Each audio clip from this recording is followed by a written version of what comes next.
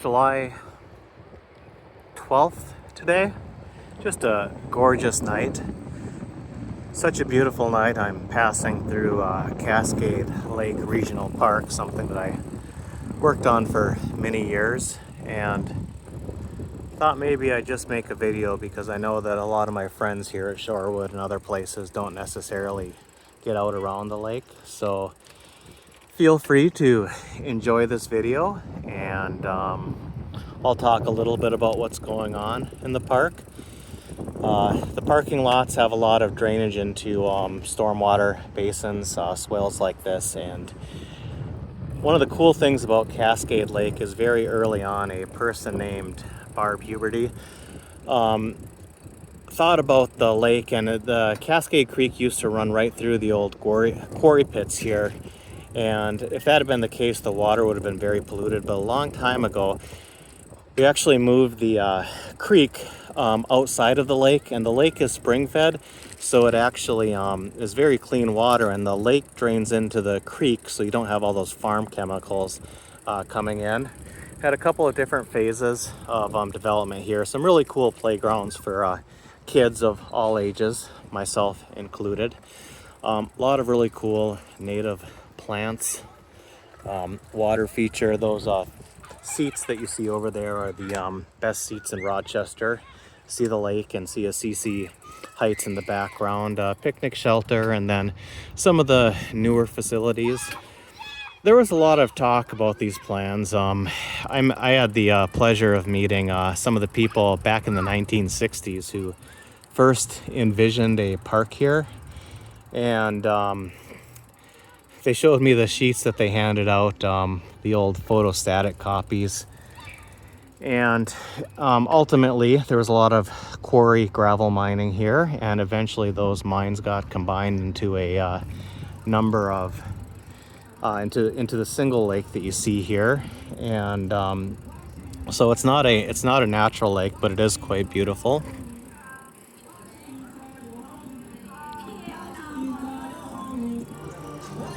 Hello. Hello. We'll see if the audio picked up on that one or not, but the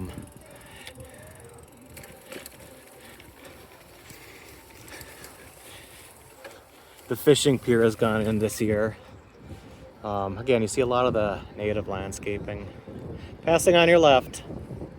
Thank you. The beach right here. I mean, geese are tough in Rochester, but they do as good of a job as you can managing it. And you know, the beach is packed all summer long. It's really cool to see this, and the different playgrounds. I don't know if you can see in the distance the upside down trees with the carvings done by my friend Kevin on there.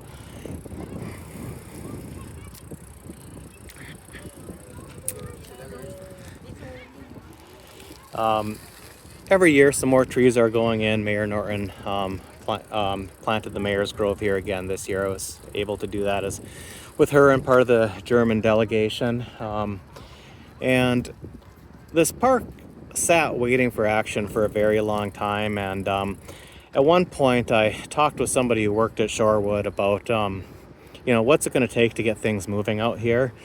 And he was kind enough to put us in contact with the Weedham Foundation, and I set up a meeting between the Weedham Foundation and the Parks Department, and we actually talked about a grant to initiate some of the work out here, and they ended up giving us a couple $1 million, which was just an incredibly generous gift. But that kind of kicked off everything that you see out there. Since then, there's been some bonding dollars, the city sales tax dollars, and pretty much everything that's been done here. The money was raised by the time of the 2020 election when I left office. And you know, long before this park was complete, the loop went all the way around the park, and I've probably rode this loop as much as anyone and truly enjoy it. It's one of the things that I've really come to appreciate about this community. And you know, from the video you're seeing too, that not every place you go as a city council member is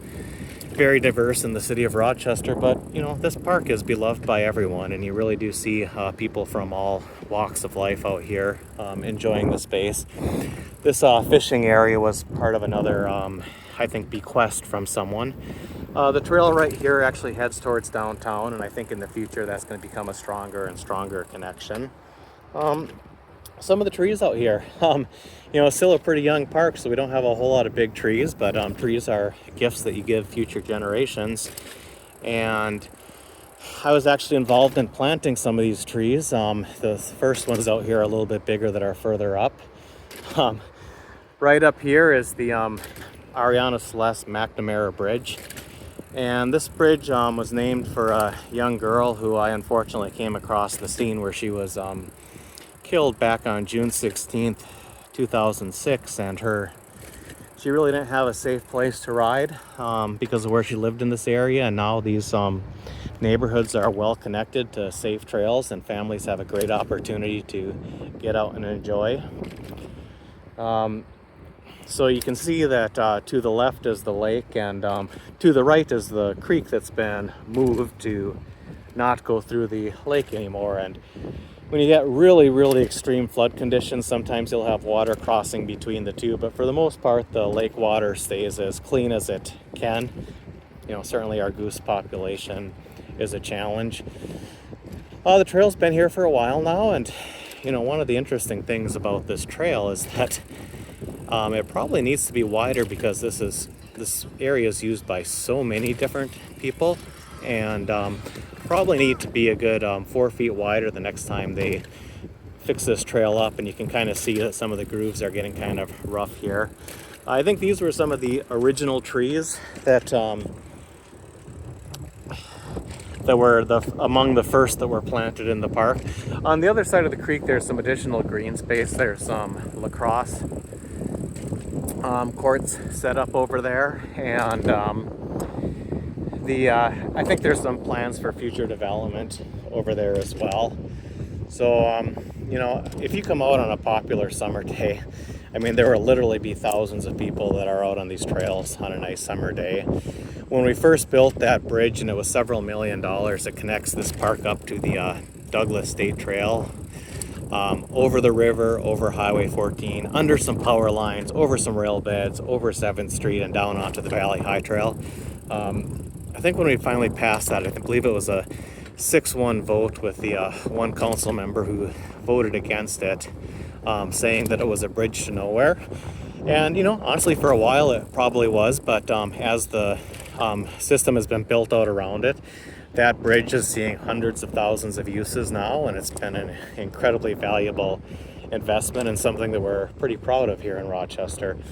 Now we're getting into some darker conditions now, but what you can't see is that almost all the plants on both sides are native flowers, and a lot of beautiful different blooming wildflowers throughout the season.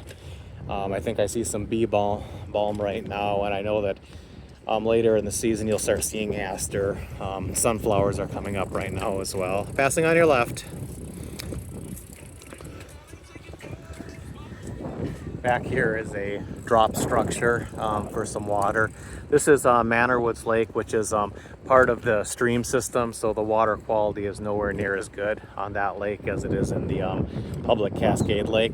Some fishing areas over here, and it is really cool to see different folks that I don't otherwise see in the community coming out here and fishing off of the piers and off of some of these different trails. We do have some major overhead lines here, and this is one of those things that existed predating the park, but we really did clean up this area a tremendous amount.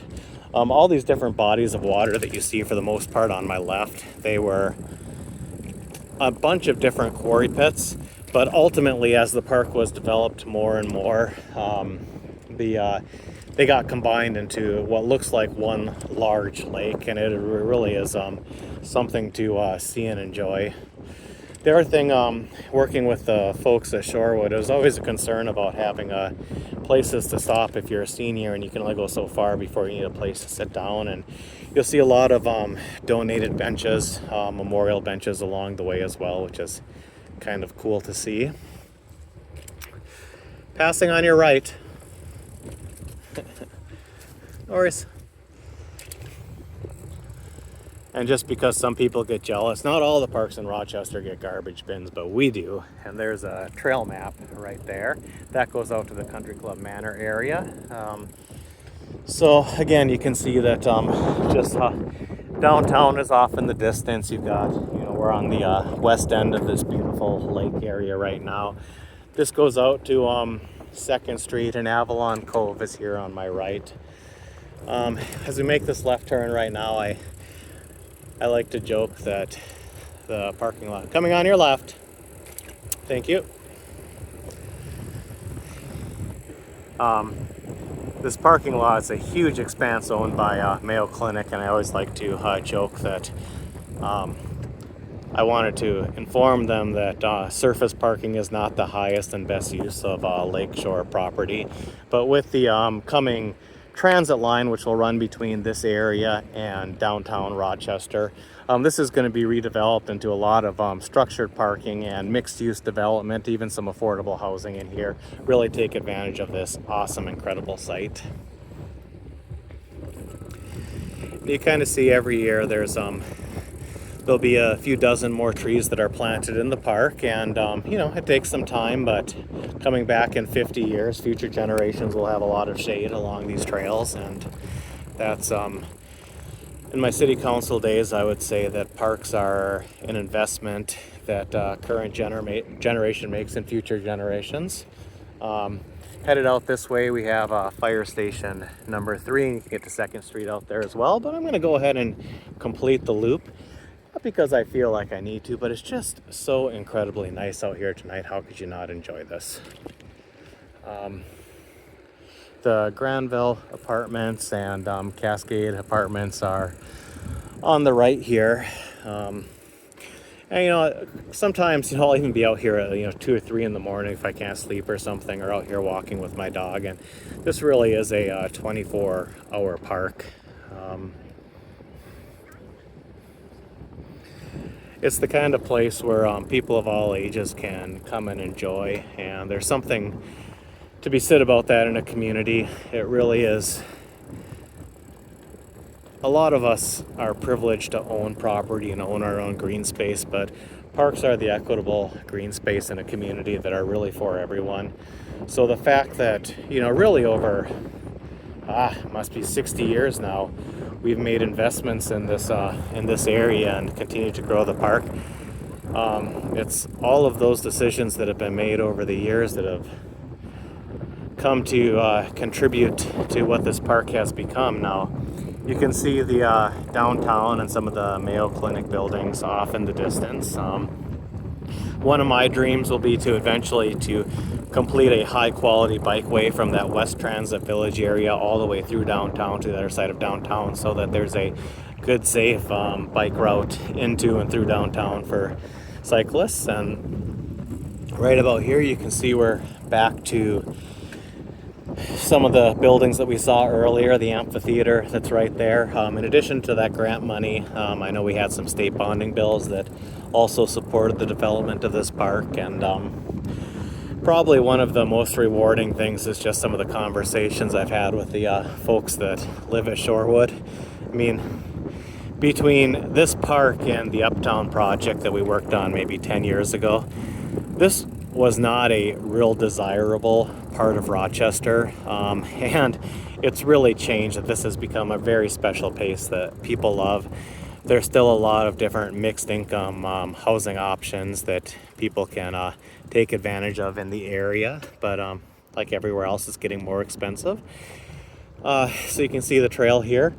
I'm gonna bring us up to 2nd Street, and then I'm gonna end this video. So don't know why I really felt like doing this tonight, but I know that in the past when I've done some of these videos, it's been a lot of fun for me years later to go back and look at what I might have screwed up, or get some feedback from others, and quite frankly, just share this with people who for whatever reason aren't able to enjoy the park.